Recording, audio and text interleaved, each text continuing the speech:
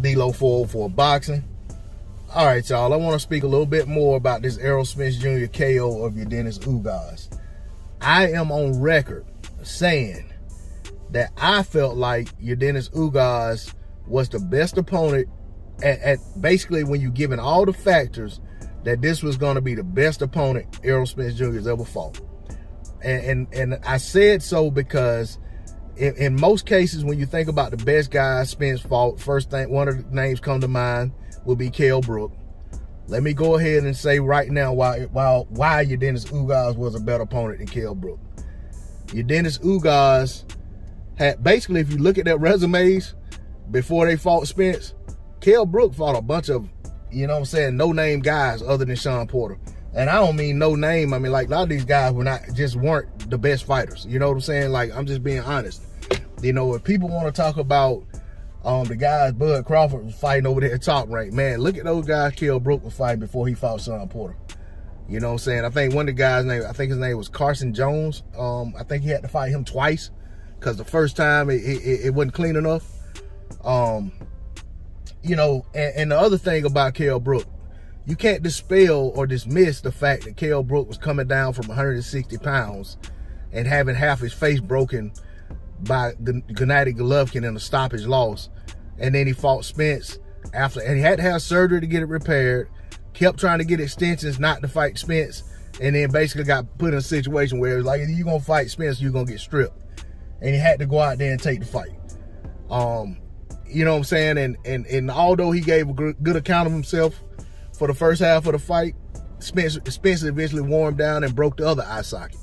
So, or orbital bone, you know what I'm saying? So, I just don't look at that version of Kell Brook coming off of a surgery and coming down 2 weight divisions as a better opponent than Yordenis Ugas, who had been basically looking nearly unbeatable at 147 pounds at times, and who had, in my opinion, bested Shawn Porter, but didn't get the nod. So I'll go to why Ugas was a better opponent than Shawn Porter.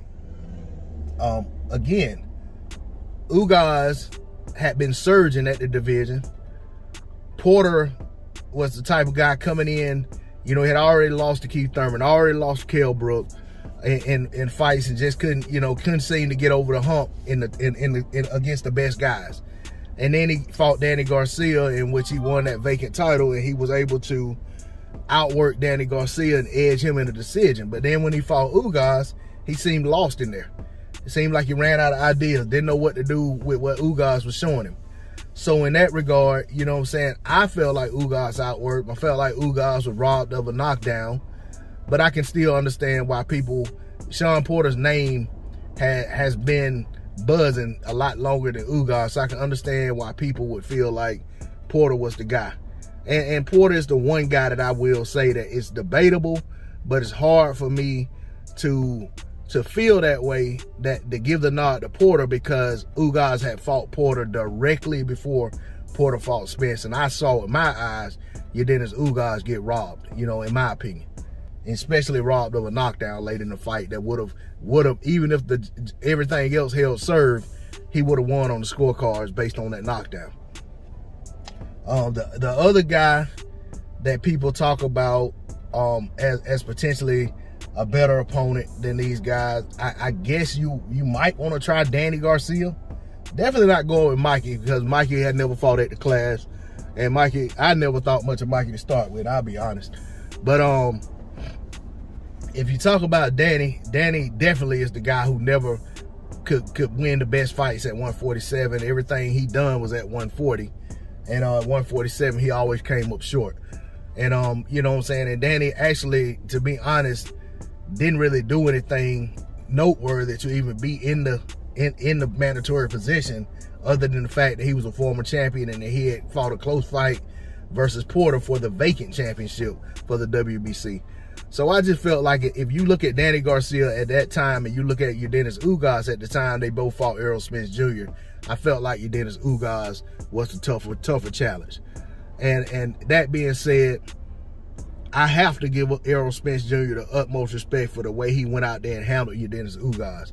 And, you know what I'm saying? And I have nothing but praise for him. I can't, you know what I'm saying, or nothing but credit for him. I don't like to say praise because I don't like praising any man, but I have nothing but, you know what I'm saying, but acclaim for him. You know what I'm saying? Nothing but, you know, admiration for the way he went out there and handled his business. And for me, I came away from that very impressed and very satisfied with the outcome. And most importantly, the fight that I've been wanting to see for the better part of 5 years is still intact. And that's the main takeaway for me, is that, you know, we're going to get to find out who is who and what is what when it comes to Errol Spence Jr. and Terrence Crawford. Because I think both of these guys are who we think they are. But at the end of the day, one of them is gonna best the other one when they fight each other. And that's what I look forward to seeing. That's all I got on it. D-Lo 404 Boxing. Like, share, comment, subscribe. I'm out. Peace.